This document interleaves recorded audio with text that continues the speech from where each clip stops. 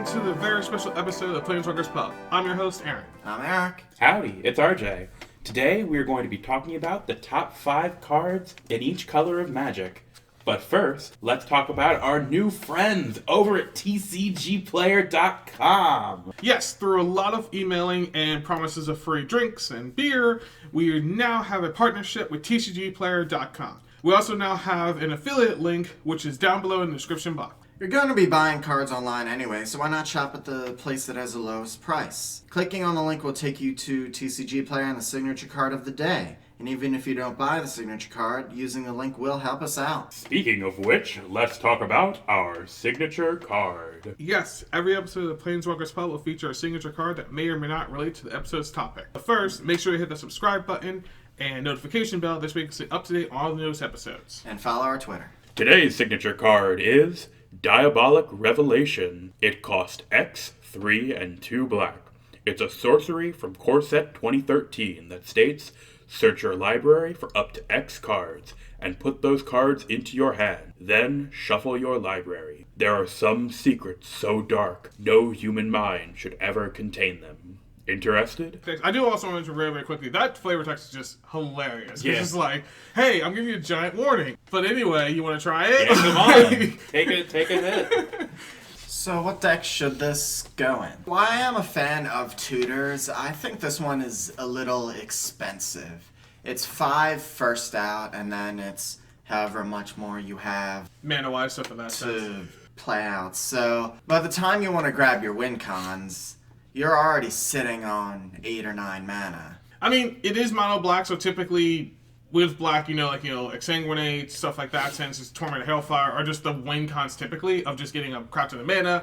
My theory of this is you're going to have most likely Cabal Coffers, Urborg, or something like that. This is where you're making a crap ton of mana. Cryptghast. Yeah, Cryptghast. The cool thing about Cabal Coffers is the fact that if you just pay 2 black and then it just counts your lands. At that point, you've got that floating mana. You can toss that into this, and it tutors for, yes, 5 is a lot, but you make X equal to 4. You're not getting 4 cards wherever you want. In most combo decks, or it's a general deck, you're going to win that game. Yeah. That's fair. With 4 cards. So say you're playing this, let's imagine you're playing this in Muldrotha. You have the ramp from the green, you have counter spells from blue, you dump 9 mana into this. You get your 2 win con pieces or 3 win con pieces and then 1 or 2 counter spells. Yeah. So you basically just secure the win right there. And it's not like you have to show your opponent or anything in that sense. It does the fact it goes to the top of your library. This literally just goes straight into your hand. We run, especially in black decks, you usually run about, 2 or 3 tutors anyway? Yeah. You're probably gonna want to get this too, because this is basically like 4 tutors in one. That's fair. You gotta pump the mana into it, true, but it's a guaranteed, if you don't stop me, I'm going to win next turn. Or even this turn. Yeah, pretty much. Then again, this could be very easily countered. Yes. And then you just dump 9 mana into nothing. But if you're using Cabal Coffer's mana anyway, it's basically just free mana you're getting anyway. Yeah. But you should really activate this when you have the security. Mm-hmm. Yeah, as most tutors, I feel like. Switching over to our main topic. So today we're going to be talking about the top 5 cards in each color. Now this is obviously our opinion, but we do have some standard backing, being as we've played Magic for cumulative 10 years. Yeah. Each card is compared for monocolored decks mostly. Needless to say, each commander might change what it wants from this list, but these are generally good cards for these colors. So we decided to basically go into Warburg order, because why not? Woolworg. Starting with Wool. Wool. Wah. Wah. Starting with W. Stands for white. I guess the first one we can talk about is Path to Exile and Source of Plowshare. Both of which are basically just single target removal in white. Mm-hmm. They're staples. They are. They're pretty ubiquitous in most decks that have white, and obviously in mono white. And you can't get better value than 1 white mana, remove target creature. Exile, which is even better than killing most of the time. Then destroy, yeah. Yeah. Next, I'd say land tax. 1 mana, white enchantment. During your upkeep, if an opponent controls more lands than you do, you can get up to 3 from your deck down into your hand. Which is great. Land tax is, especially in the mono white deck who doesn't have ramp that well. Yeah. Sitting across the table from someone that has green, for instance, I'm going to do this, this, this, and this. I've now got 20 lands. Cool. I'm also going to grab those lands slowly too. You're not necessarily ramping, but you're making sure you're getting every single land drop. And even better, the fact of it says up to 3, so if you don't have 3 or something in that sense, you can only necessarily, you might only need just to get 1 a turn. Typically with land tax though, you would just get, you just get all 3 every single time, because at that point you're slowly discarding lands, but who cares because you're hitting your land drop. Because what you're doing is you're taking the lands out of your deck. You're saying, okay, so right now I have this pile in my hand, which is my lands, and then this is the deck, so I'm never going to hit just like dull land drops. Smothering Tithe costs 3 and a white. Enchantment. Whenever an opponent would draw a card, you get a treasure unless they pay 2 mana. More mana. It's literally rampant white. Yeah, and even better, it's one of those newer cards that people kind of underestimated at first. It's like, oh, this is kind of dumb. Who cares about this? But paying 2 mana every time you draw a single card might not seem like much, but if you get it early on... a whole lot. Yeah, if you get it early on, it's great. Even if you get it later, there's still 2 mana that they're going to have to calculate out. Even better, combining this with things like Font of Mythos or Howling Mine. Yeah.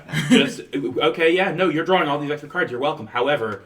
I'm getting a mana for every single card you draw. And Font of Mythos is they draw 2 additional cards. Yeah. So they'd have to pay, I get 3 treasures, unless you want to pay 6 mana. Yeah. And you always word it like that. You always say, hey, can I get a treasure, or are you going to pay 2 mana? Like, at that point, you weigh those options. They're like, well, 2 mana is a lot compared to 1 treasure, so sure, have the stupid treasure. Obviously, if you put this with other colors, like blue or something, you windfall with this on the board, that's just GG. Tokens, yeah. Next is Return to Dust. 2 and 2 white, instant, exile, target artifact or enchantment. If you play this during your main phase, you can just exile 2 artifacts or 2 enchantments. Yeah. It's addendum. Yeah. But 10 years beforehand. Yeah, which is totally great. Whatever the amount of time was. This is great, mainly because exiling, once again, is just really, really powerful. This is an instant, which is even better. So if you need to get rid of that one thing, that that grave pack or something like that, on your opponent's side of the field during their turn, because they're about to just combo off and kill everyone, you can use it, or you can wait till your turn, which is kind of the best time, and then just pump the mana into it, exile 2 crazy things that they just dropped. Mm-hmm. It's great. The next card I actually like even more, which is Teferi's Protection. This, by far, is an expensive card. Only like $45 last time I checked. Price is on screen. But it's expensive because it is a very good card. There's nothing else like this in the game. This basically states it's 2 and a white for an instant. You and all permanents you control phase out. What phasing basically means is the fact of you no longer exist in the game. It's kind of like scooping, but you're technically still in the game. Yeah. And you phase out until your next turn. So the way that if you're technically phased out, at that point it will go to RJ passes the turn, goes to me. I phase back in, untap, upkeep, draw like normal. Phasing is broken. Yeah. Yeah. It's broken in the sense if you can manipulate like this is an instant. This basically states like, if the whole table is like, oh, well, I'm just going to cast my Walking Ballista and kill everyone. All right, well, in response to Walking Ballista is on the stack, I'm going to phase out. Like, at that point, you're alive because you're no longer there. You can't be targeted. The downside, though, is that all of your effects, so if you have a Grave Pack or something in access on the field, all those phase out as well. Rhystic Study. But the upside is if you've got Flash, you can actually manipulate the stack with phasing, in the sense of you're casting Rhystic Study and then hold priority, casting Teferi's Protection. At that point, you phase out, but your Rhystic Study phases in, or just resolves, basically. So Rhystic Study is around while you're not. Or Southern Tithe or whatever else beneficial effect you might want to stick around while you're gone. Yeah, it's a really, really crazy card. That's the reason why it's expensive. The last thing on the actual whitelist is basically just honorable mentions, board wipes. All of them. Yeah, Wrath of God, Planar Cleansing, Day of Judgment, Fumigate. Board wipes. Single combat. Let's talk about Sell the Wreckage, which is a single targeted board wipe, which is kind of nice. That's basically Magic's Mirror Force. Yeah, it is. Exile all attacking creatures. Yeah, it is. Board wipes are a thing. White is just lousy with them. They're the kings of just, I'm going to blow up everything in the freaking existence. I don't care. Oh no, I'm losing my 1/1s. And even if you're losing something important, just blowing up the world, which is basically what it's classified as, blowing up the world is just good. Because it puts everyone back to basically square zero, and you're playing mono whites. You're typically always at square zero anyway. Yeah. Who cares? Rip to mono white players. Anyway, moving on to the Ooh in Wooburg Blue. Ooh. We have the best card in the game, The one that creates the most salt. Swan you salt. know it. You hate it. Main phase Cyclonic Rift. Let's bring out the Rift. So, Cyclonic Rift, we all... Is it tornado? We all know and hate it. 1 in the blue, return target non-land permanent your opponent controls to its owner's hand. But Or... wait, why is that such a powerful card? All it does is bounce one thing to someone's hand. There's a million effects that do that. But wait, there's more to this text. Is you can there? Overload it. Yep. 6 in the blue, change each instance of targets with each. So you bounce your entire opponent's board for the most part outside of their land. you Not don't- just your one opponent. You bounce everyone's stuff. If you're in a 4-player game or whatever, you're the 4th player or whatever, all those go back. If you're in a 6-player game, all those go back. If you're like a 12-player game, don't do those. I don't recommend them. All those go back. Don't smoke. But your stuff doesn't. But your stuff stays there. It is definitely one of the most powerful cards in blue. And it's something that everyone, even if you don't have it in your hand, you leave 7 mana open, we're scratching our heads and we're thinking, does he have it? Yeah. He could have it. In fact, I was actually yesterday, because T-Ben or whatever fucking had 7 mana open, like, I don't want to attack into that, and like, everyone's like, oh, it's fine, like, that's Rift mana. Like, Yeah. that's the thing. You're thinking about that, that's Rift mana. It's a scary, scary thing. Rift But is arguably the most powerful card in EDH. they did recently, however, print Flood of Tears in M20, which basically does the exact same thing as Cyclonic Rift. However, it bounces your own stuff as well. The thing is, there's 2 main differences. Number 1, Flood of Tears is a sorcery. And number 2, when you bounce 4 of your permanents that are not tokens, you can put 1 thing from your hand back down. So it's a more fair question mark, giant exclamation point, reprinting of Cyclonic Rift that they can legally print in standard. Oh no! I bounced a Also, Mind the Stone. thing you put down does not have to be what you returned. Yeah, Yeah, no. which is really Oh no! great. I returned a Mind Stone, a Signet, another Signet, and My commander. and my commander, and let me just put in this like Emrakul and or Ulamog and or Platinum Angel. Now notes that it is put into play, does not mean cast. So you won't get the Emrakul trigger. Ulamog, I think, is an ETB, so that's fine. No, So all the Titans No. are cast triggers. Yeah. are they cast triggers? Yes. Okay, well there you go. You instantly rebuild your Yes. board faster than that. In my Layla deck, it's like, cool, put that in my Layla. Tap the land or whatever. Mind Stone into something else, make a fairy. Into something else, make a fairy. Into something else, make a fairy. You just got a giant board, so it's basically like, okay, Fairies! it's a Rift. And of course, you can Flood of Tears into our next card, Omniscience. Omniscience is broken. A Yeah. 7 and 3 blue. You can cast spells without paying their mana cost. Yep. Yeah. So you Flood of Tears, put down Omniscience, then put down your entire hand. You And just legally, win. you legally move to cheat step. Yeah. You legally moved it. You legally move to cheat step. However, Omniscience and X spells, no. Because X is 0. Yes. Yeah. This technically does work with cast triggers because you're still casting them. Yes. Another powerful enchantment, Rhystic Study. No Do one's you ever heard pay of it. the 1? No, I don't pay the frickin' 1. I'll draw my card then.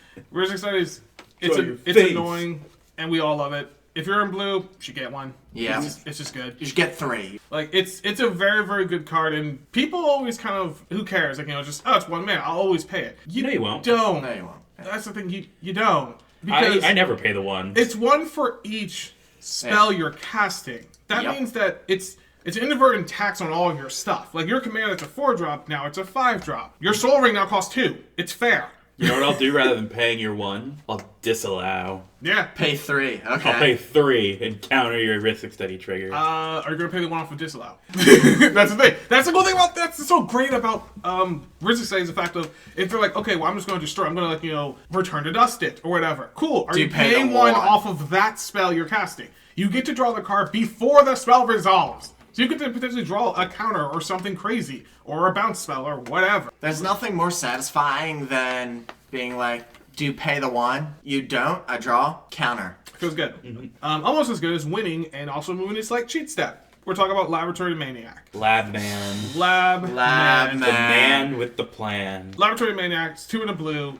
If you were to draw a card from your library, you do not have any cards in your library, you win the game as opposed to losing it. It's shenanigans. It's a win con in most mono blue decks. Just because they have the best card draw out of everyone Period. Unquestionably. I make infinite mana, I blue Sun Zenith for infinite, I draw my entire deck. Before I draw the last card, or in response, I play Lab Man. Yeah, flashing Lab Man. The bane of every player's existence, Do you do the thing or you... the end of all games, expropriate. Wah, wah, Do you even know what that word means? Nope. But I know what the card does. It means I lose. That's It what means the word we means. lose. Council's Dilemma. Yep, I love that mechanic, but it is a crazy card. It costs 7/2 blue. It states Council's Dilemma. Each player may vote for time or money. Each player who votes for money, you may take a permanent that player controls. Each player who votes for time, you get an extra turn. So typically, for starters, you also get to vote. So you're always voting time. Yes. This way at the very least, you're taking one turn off of this. Oh, yeah. And if everyone else is smart, they'll choose money, and then they'll give you the worst things. Because they choose which permanents they give No, you. they don't. No, they don't. They don't. You choose. The person Really? casting Expropriate gets to choose, gets their pick of the litter of what you currently have Yep. permanent-wise. That means lands. Look it up if you want, That's fine. Eric. Is it? I'd rather give them lands than give them an extra Well, no, I'm turn. saying they get to choose, so they're probably going to choose your commander. Yeah, they choose your commander, they'll If your choose your commander's strongest out. creature. Yeah. They'll choose an enchantment. They'll choose the best thing on your board. Yeah. Period. Yeah. They're just choosing the best thing on the board, and if they don't choose the best thing on the board, they're just gonna pick one of your lands. Like, why not? It's like, oh, like you have the. I don't need your Gaia's Cradle. I'm taking this. We take it from you. Why not? Yeah, just take their best thing to screw them. Basically, I'm running a Spellslinger deck. Let me steal your Impact Tremors. this way it takes it away from that. The thing is, typically people would say, oh, well, just have an extra turn, because they don't want to lose any of their stuff. And then they just lose And the that's game. how you lose, yeah. We're saying this right now because this goes directly to our next segment or our next card. Do not give them an extra turn. As much as painful as it is, as much as you're thinking, oh, if I just get one more extra turn, I'll be able to do this. If they steal this one thing, I'm going to be completely out of the game. Stealing a permanent is always better than them getting an extra turn. Let's give you the basic, the minimal stuff they can do with 3 extra turns. They have triple the amount of mana. Yep. They get 3 extra cards. Uh-huh. They get 3 extra combat steps. Keep going. That's pretty much, that's the baseline Yeah. of what you can get with 3 extra turns. It's regardless of everything else that they would get with their own effects. Yeah. That's the best. That's the best possible of the fact that they just don't do anything with their extra turns. But here's the thing: They will. they're already at 9 mana at the very least anyway. Giving them extra turns is the worst thing you could possibly do, especially if they're already taking an extra turn and those stack. You might never see another turn again. Which thing goes into our next thing of just, for the honorable mentions for the most part of blue, just because this is a 5-card list, we're mentioning extra turns. Obviously, there's lots with them. We're also mentioning counter spells. Blue invented the counter spell. Yeah. The other colors that have counter spells are either worse Yeah. or are only for blue. Or Yeah. only against blue. Like Red Shout Elemental outs to Blast. shout outs to Power Blast, shout outs to Red Elemental Blast. It only targets a blue thing. But in response, blue has Hydro Blast, which targets a red permanent. So it's like, why would you give blue an additional counter spell? Yeah. You don't need it. But ridiculous. white has Lapse of Memory and Mana Tithe. The thing is, blue invented counters, and I can pretty much bet money on this. There are more counter spells in blue than all the other colors combined. And we're also going to put on the final mentions for blue is card draw. Ponder, Brainstorm, Preordain. These are the best card draw. They just do, which is There's great. Divination, which is draw 2 cards for 4 mana. Yeah. Not the best value, but it exists. Yeah. Can't throw a stone 2 feet without hitting a blue draw card. Now for the B in Wooburg. Black cards. Go for the throat. One in a black, destroy target creature Non-artifact. destroy target non-artifact creature. So this is technically an honorable mention, but black has probably the best targeted removal in the game For creatures. for creatures specifically, which Yeah. is very important. Because you can't remove artifacts in black. No, you really can't, which is really kind of. I mean, they're No, slowly. you can't remove enchantments in red, so... Yeah. Yeah. The cool thing, we mentioned originally on this list, we had Murder, and then we put Doomblade, and then we put Go for the Throat. They're all basically the same card. But Go for the Throat is so much better because it's not an artifact creature. Yeah, true, but Yeah. I would prefer Go for the Throat over Doomblade because there are actually a lot of black creatures, or just incidental black creatures that you don't consider. Like Taste of Color, for instance, she has black in her color identity. So you can't Doomblade her. You know, Yeah. it's just kind of a weird thing. Your commander, Alela, is Esper. Yeah, Got black she's got in it. black in it. Can't Doomblade her. Can't Doomblade her or that- murder her. Yeah, Well, you can murder her, but because Murder's non-black creatures. No, No, murder is any destroy creature. creature. It costs 1 and 2 black rather than just 2 mana. Yeah, that's right. Well, murder's a little weaker because of the additional mana. Yeah, but if you're in mono black anyway, it's all just mana. Walk the Plank. Great card. I love It's a Walk the sorcery. Plank. Walk the Plank is also one of those other things similar to Go for the Throat that people just don't see because it kills everything. Destroy target non-merfolk creature. No one's playing merfolks. Unless they are, and then it's the one corner case where Walk the Plank doesn't work. The reason why you don't see it is because it's a sorcery. That's true as well. But the cool thing is, it's like it's 2 mana, kill it. There is also Victim of Night. Victim of Night.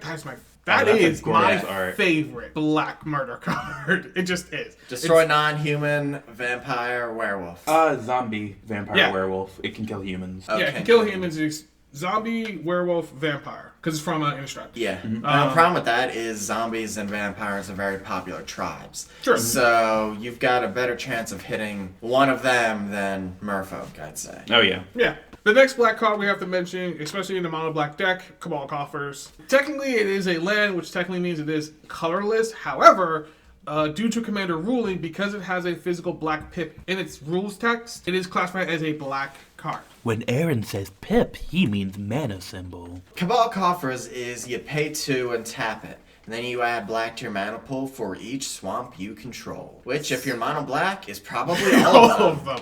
And even if you're not mono black, then you need its partner, which is Urborg, Tomb of Yawgmoth. Yawgmoth.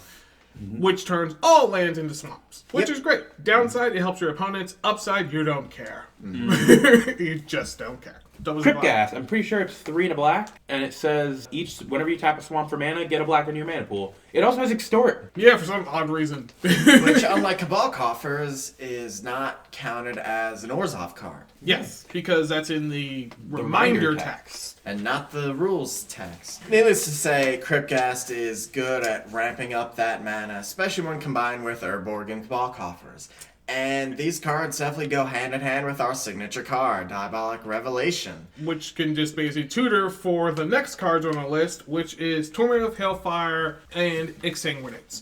So, Torment of Hellfire is X black black. Repeat the process X number of times. So, target player or each opponent loses... discards a card, sacrifices a non-land permanent, or loses 3 life. So if you make X, let's say a crazy, I don't know, a small number like 20, yeah, they just die. Yeah. Pretty They much. have to discard up to 20 cards, sacrifice 20 non-land permanents, or lose 20 times 3 life, which is 60. Yeah. Imagine you don't have Urborg Cabal Coffers, you don't have Crypt Gas. You're running a plain old mono black deck. Turn 8. You're getting towards the end of the game. People's life totals are a little lower. Like, you're looking at 13, 15, maybe even 20. You just cast this for 10. Yeah. Just 12 mana. Very doable. You just end the game. Basically. And the thing is the fact of, for everyone, before you start freaking out, Torment, the person that is being tormented, so let's say if I'm casting the card, RJ can decide, okay, I'll discard for this one trigger, I'll lose 3 life for that trigger, I'll sacrifice this permanent for the 3rd trigger. Like, the person can maneuver around and decipher how they're going to die, but inevitably, it's going to kill you, because typically, especially if you're doing it later in the game, so in that sense, you're not going to have 7 cards in hand to just toss to get rid of all 7 of those triggers. You're not going to have that many permanents. Plus, it says non-land. So you can't sack your lands to say, okay, I'll save myself. Even if they survive the Torrent of Hellfire, they're going to be sitting there with no cards in hand. No Probably permanents on board. Permanents. And very than low lands. life. Yeah. Very low life. There is also... Exsanguinate, which just drains all the life from opponents and gives it all to you. Which is great. This is specifically a commander card because it says each opponent and then you gain life equal to the life lost this way. Even if Exsanguinate is for 5, you're getting 15 life. That's a lot. Grave Pact, of course. Cost 2 and 2 black. 1 triple black. 1 triple black. and 3 black. It says whenever you lose a creature, whatever creature you control dies, each opponent has to sacrifice a creature. Yep. What's even more fun is when 2 people have this effect. Yeah, then it's just a board Usually life. clears the board, yeah. Or at the very least, clears to the point where it's just 1 creature left. The thing is, with Grave Pack, let's also put up Dictative Airbirds on screen. If I have one and Eric has the other one, it just makes a feedback loop where my creature dies. Okay, well, Eric has sacrificed a creature. Because Eric sacrificed a creature, now I have to sacrifice a creature. Because I sacrificed a creature, now Eric has sacrificed a creature. Until there are no creatures left. Or at the Usually very that ends least, up killing or until everything. one of us has, let's say, like, if I've got 12 creatures, Eric has 11, provided that he started the chain, I'll keep one. This also works with Butcher of Malakir. Butcher Malakir is the creature version. Yep, it costs like Dictate 8 has mana. Flash, and Grave Pact is the OG. Yeah. Honorable mention for black is just every tutor. You can imagine. Demonic, our Vampiric. signature card was a tutor. Yeah. Demonic, Diabolic, Vampiric, Mastermind's Acquisition. Mastermind's Acquisition, Scheming Oh, yeah, Symmetry, Witchclaw Talisman. Technically, Praetor's Grasp is a tutor of your opponent's stuff. Yeah. The one thing that black does, well, two things that black do very, very well, which is nice that they put them together. They can kill things, a single target thing, and then they can tutor for the thing to kill the single target thing. Yeah. Which is great. Or typically just tutor to win the game. If your opponent is running black, they're probably running at least 2 tutors because typically they're not that expensive cost-wise. And it's terrifying because they could be looking for anything. You're like, you play out one thing. The worst thing in the world is like, all right, cool, I'm going to cast this. All right, on your end of your turn, I'm going to go ahead and tutor real quick. You're thinking in the back of your head, are they tutoring somebody to kill this? Do I need to start talking to make a deal with them? We all do the same thing. We try to play it off. We're just like, Said, what you looking for? Yeah. Just try, and there's like, oh, just nothing. Like, oh, okay, that's cool. Like, just mention, like, RJ did just play this one thing though, and then maybe you should look like.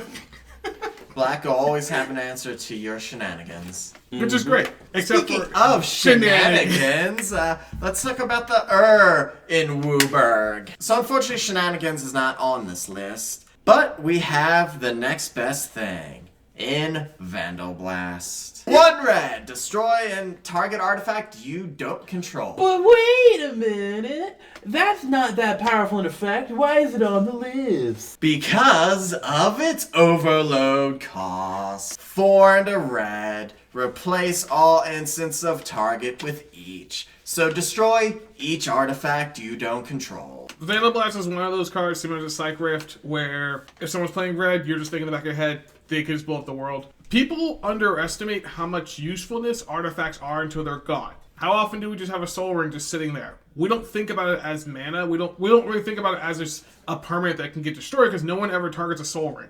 Ever. For anything. They just don't. I wouldn't say that. Are you going to return to dust my Soul Ring? People do. Yeah. If there's nothing no more else, attractive targets. the point is, Soul Rings usually last on the list of things that get blown up. I mean, I know Paradox Engine is banned, but when it was legal, Oh, yeah, no, that we would be the destroyed that. type of artifact you would keep up your artifact destruction for. Exactly. With Vandal Blast, it just erases so much stuff, It doesn't destroy your artifacts. which is even worse. The Vandal Blast comes in and sweeps through, and Yep. and you're down to just your lands. You're just like, oh. Not to mention, of course, it's devastating to artifact-heavy decks. Yeah, Brutoclad. We talked about him on screen. He's brand new. Came in with last year's precons. He's an artifact-heavy commander. Alayla, just literally what's printed, is an artifact-based, for the most part, commander. I beat you with Vandal Blast. It wrecks my face. It does. Plus, the cool thing is, if artifact lands, people don't think about it.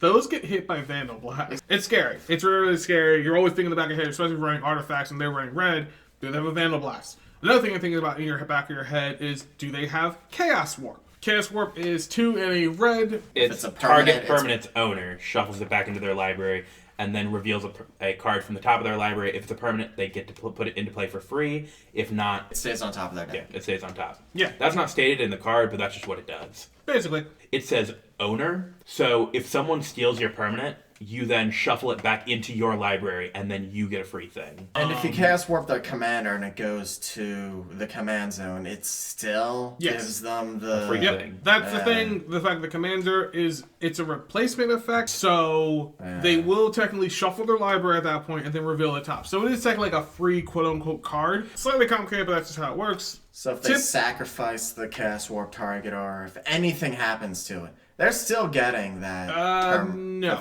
The Really? thing is, so here's the thing. If they have to let it resolve completely. Well, yeah. You can't say, okay, well, I'm going to target your commander with this. In response, I sacrifice my commander. At that point, the Chaos Warp has no target. There's nothing to shuffle in. So Then it fizzles. So okay. it has to resolve completely. You can't sack in response. But the upside is, especially if you're the one getting Chaos Warp, you can always get something better. Yeah, than that's what they always the currently risk. shuffling in. The downside is, which is big downside, you can always get, which is what typically you always get, a land. I think it's even worse to get an instant or sorcery. Because, yeah, you get that on top of your library, you know what your next draw is, but you're literally getting nothing. What's even worse, everyone else knows what your next draw is too. They can prepare for it. They can prepare for the, oh, nice board wipe you got there. That's really, really cool. Our next card is Faithless Looting. 1 red, draw 2, discard 2, and it has flashback. So you can do it again.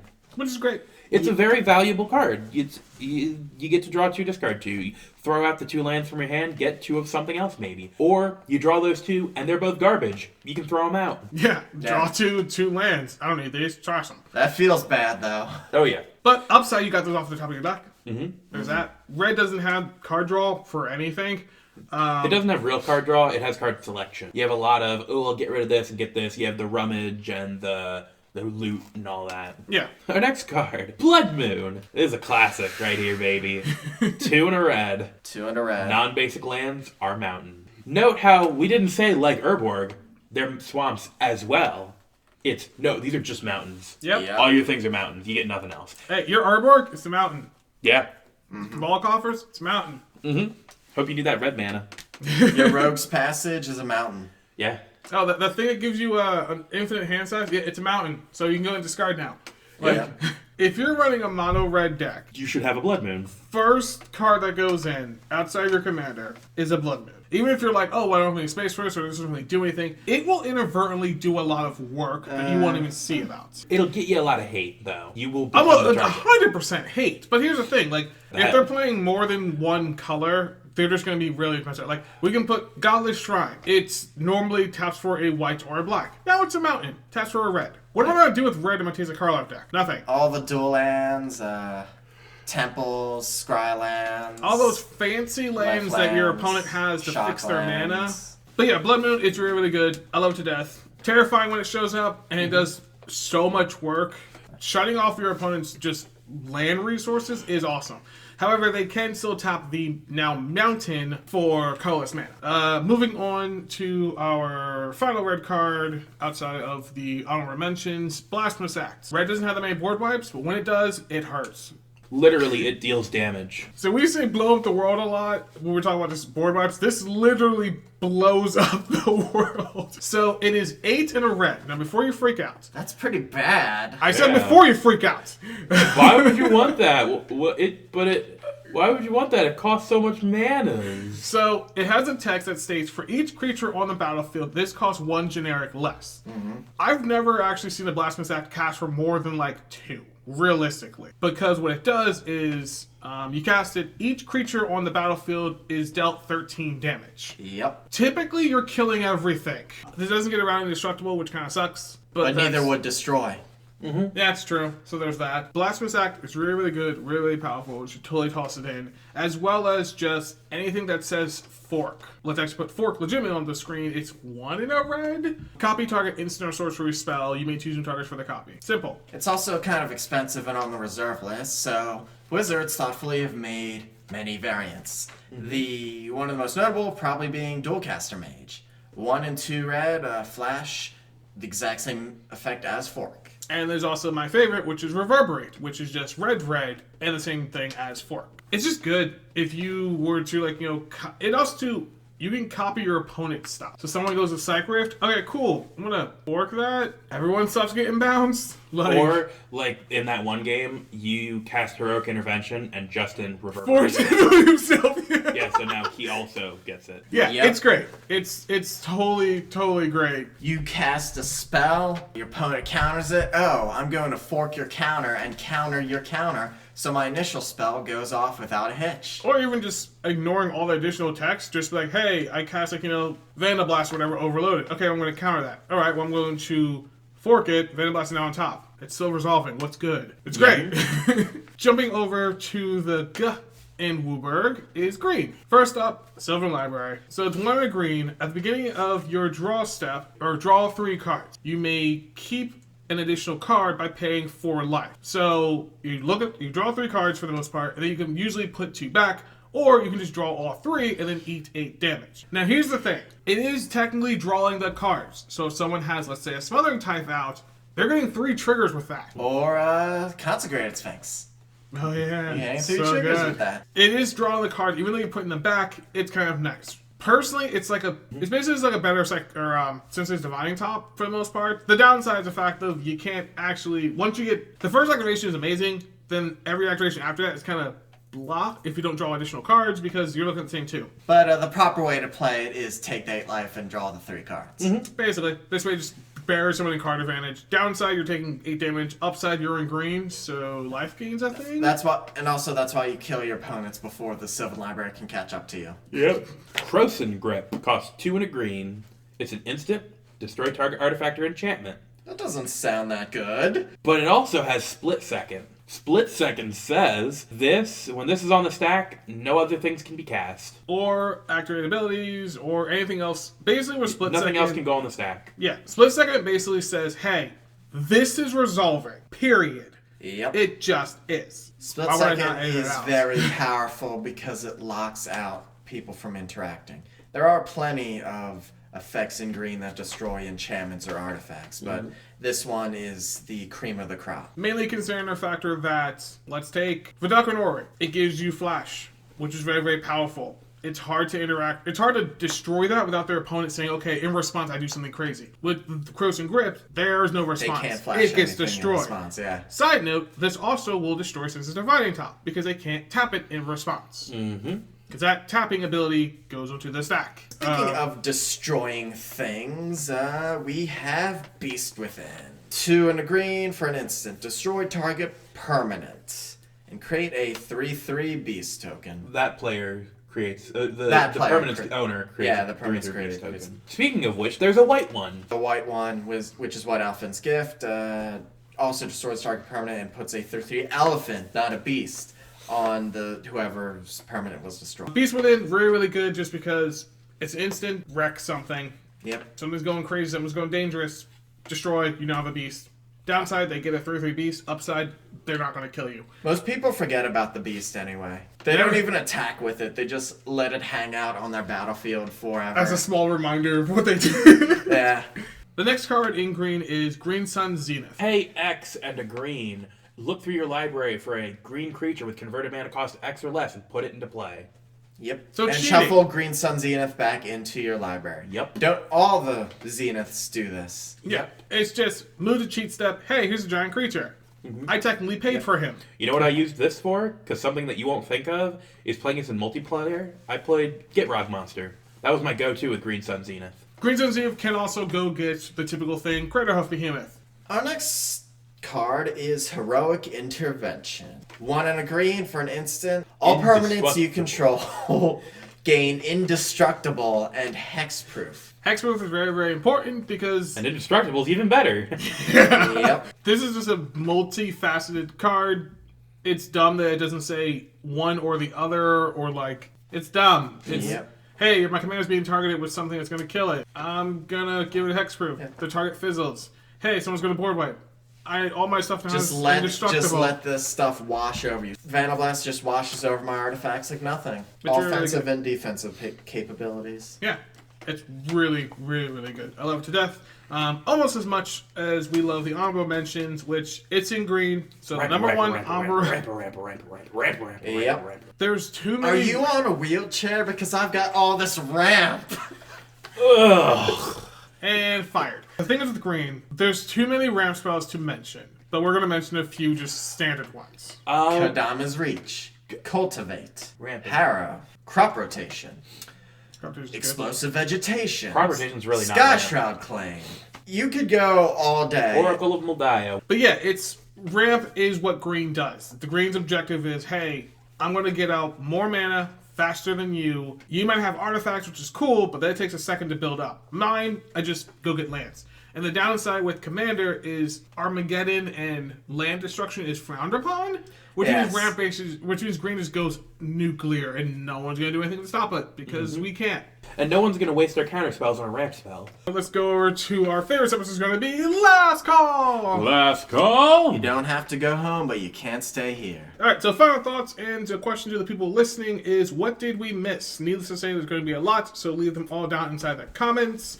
Like Toxic Deluge. Yes, which we totally should have put in the black section, but we're just like, there's too many other cards on here. That's just good. We'll remember Deluge. I promise. We forgot about Deluge. He never mentioned Deluge. We didn't remember Deluge. we completely Thank you remembered. for watching this episode of the Planeswalker Pub, and make sure to subscribe for new episodes every week. Subscribe to our Twitter, and click the affiliate link below. Yes. If you're buying cards, just do it.